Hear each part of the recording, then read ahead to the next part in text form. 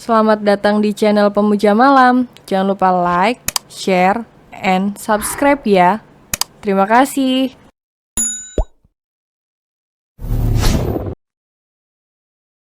Episode 4 Pernikahan Tanpa Status. Mas Adam, lirih Dikta memegangi perutnya saat Adam langsung memapah tubuh Dikta dan membantunya berdiri. Setelah berhasil berdiri, Dikta segera melepas tangan Adam dan memotong hubungan bersentuhan kulit mereka tadi. Maaf mas, bukan mahram. Oh, pahlawan kesiangan sudah datang, gak usah ikut campur deh. Glenca menohok dan tersenyum sinis pada Adam. Ini area rumah sakit, jangan membuat kerusuhan, dan kamu Robi. Jadi ternyata ini alasan dari Dikta menangis tadi. Wah, sudah hebat kamu. Membahagiakan satu wanita saja tidak becus, kau malah ingin membahagiakan wanita lain. Sadar Robi haram bagimu menelantarkan istri yang mengandung anakmu? Jawab Adam menunjuk Robi yang masih berdiri santai. Robi mendelik sinis. Bukan urusanmu, lagian kau hanya mantan kekasihnya Dikta. Kenapa kau harus ikut campur dalam urusan rumah tanggaku? Atau jangan anak dalam kandungan Mbak Dikta adalah anak dokter ini. Timpal Glenca yang menusuk hati Dikta. Cukup ya, jangan kamu bawa dan mempertanyakan anak dalam kandunganku lagi. Dikta berteriak dengan tangis terisak. Aku tidak habis pikir padamu Robi, kau adalah manusia paling berdosa. Di bulan Ramadan seperti ini bukannya memuliakan istrimu, kau malah menelantarkannya. Aku harap kau tidak akan merasakan apa arti itu kehilangan. Adam benar-benar merasa muak dengan Robi saat itu. Mama Reni yang mendengar keributan di luar segera berjalan keluar dari ruangan rawatnya. Dan mendapati Dikta, Adam, Robi dan Glenca di sana. Ada apa ini? Tanya Mama Reni berjalan ke arah mereka. Dikta, kamu kenapa nak? Dikta tidak menjawab, dia berjalan ke arah Mama Reni juga dan memeluk Mama Reni. Ada apa Dikta? Maaf Ibu Reni, bukannya saya ingin ikut campur. Tapi anak ibu ini baru saja merundung Dikta sehingga membuat Bu Dikta terjatuh di lantai. Jelas Adam memotong pembicaraan mereka. Astagfirullah, sudah Mama duga sebelumnya. Robi lebih baik kamu bawa perempuan itu pergi dari sini. Ujar Mama Reni mengusir Robi dan Glenca. Tapi, Ma, pergi. Mama Reni kali ini berteriak yang membuat Robi menyerah dan menarik tangan Glenca pergi dari sana. Dikta, maafin Mama ya nak. Mama gak bisa menasihati Robi ke jalan yang benar. Mama sudah gagal mendidik seorang anak. Mama Reni tampak bersedih. Dia terduduk di atas ranjangnya. Air matanya mengalir saat Dikta yang ada di sampingnya juga duduk dengan wajah tertunduk. Bukan salah Mama, tapi mungkin ini sudah takdir dari Yang Kuasa. Dikta yang tidak bisa menjaga suami Dikta. Dikta tidak bisa meneruskan wasiat dari Papa Reno. Untuk apapun yang terjadi jangan sampai Dikta bercerai dengan Bang Robi. Perlahan air mata Dikta jatuh mengusam di balik wajahnya yang tertutup hijab kala itu. Ia menangis bukan menyesali perceraian itu melainkan kecewa pada dirinya sendiri yang melanggar janji atas ayah angkatnya. Sosok yang sudah menyekolahkan dan memberinya kehidupan yang lebih layak. Mama Reni yang masih meneteskan air mata perlahan meraih tangan Dikta dan menangkupnya erat. Dikta mengangkat kepalanya sehingga kini kedua mata Mama Reni bertemu pandang dengan Dikta. Mama mohon, tolong berusaha sekali saja, untuk terakhir kalinya, jangan sampai pernikahan kalian hancur.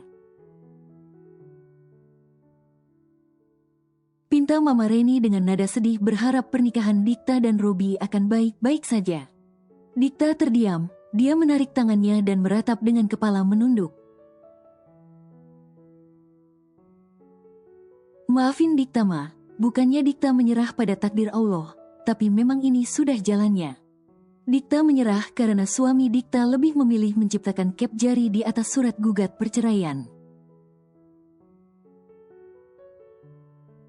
Demi mengucap akad dengan Glenja, Mama Reni terdiam, ia menatap Dikta yang bercucuran air mata menolak permintaan Mama Reni.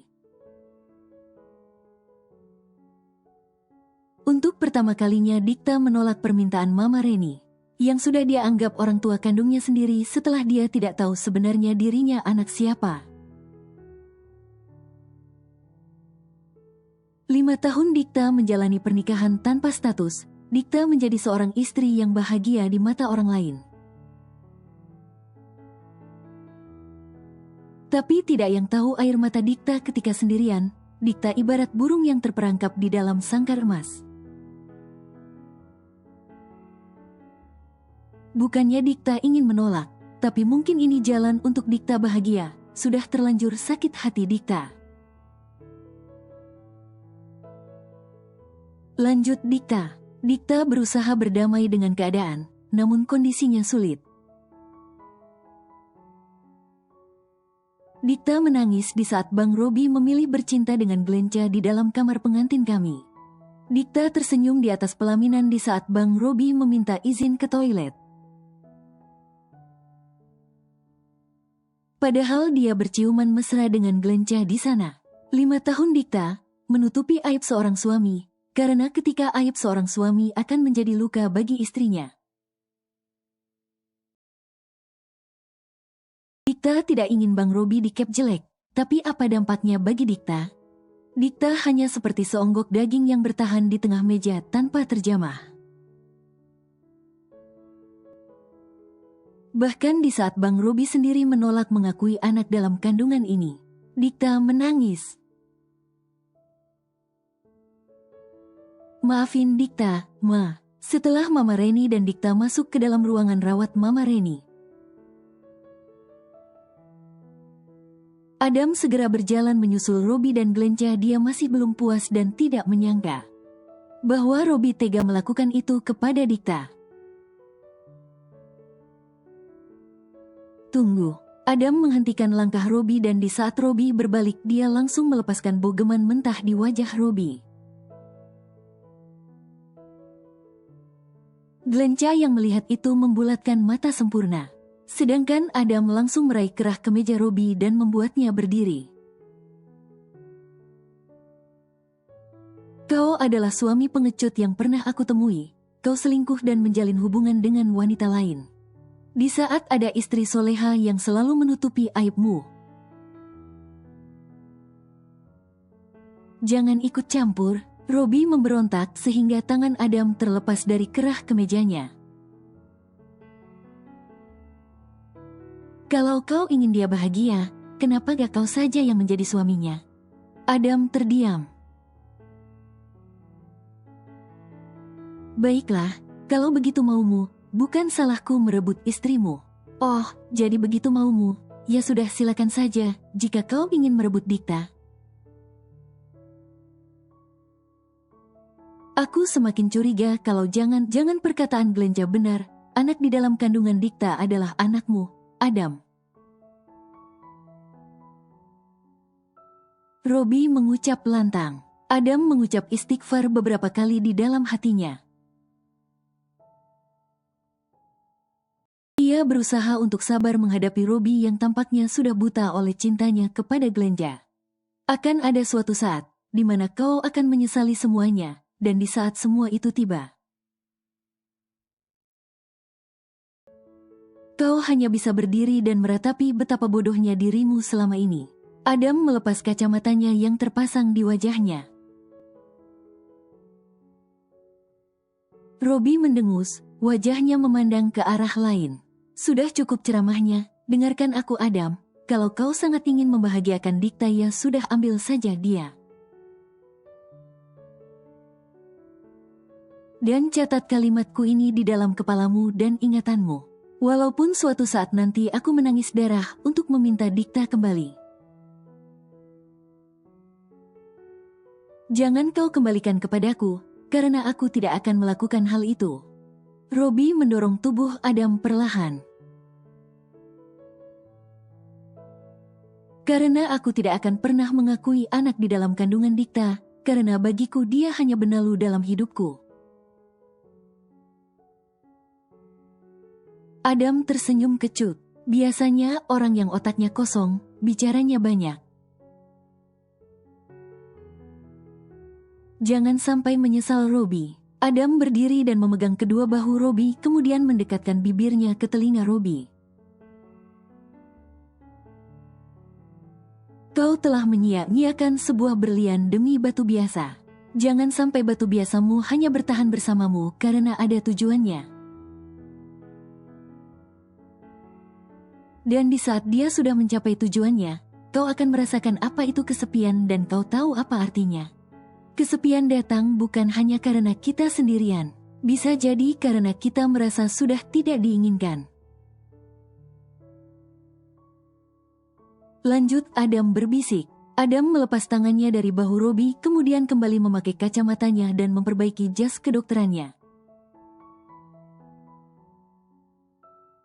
Dia berjalan meninggalkan Robi dan Glenca di sana.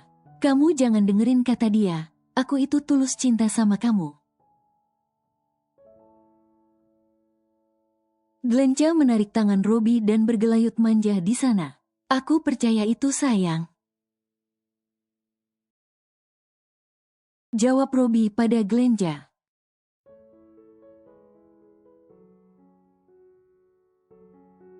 Maafkan Mama, Dikta. Mama sadar Mama sudah menggadaikan kebahagiaanmu demi keputusan sepihak.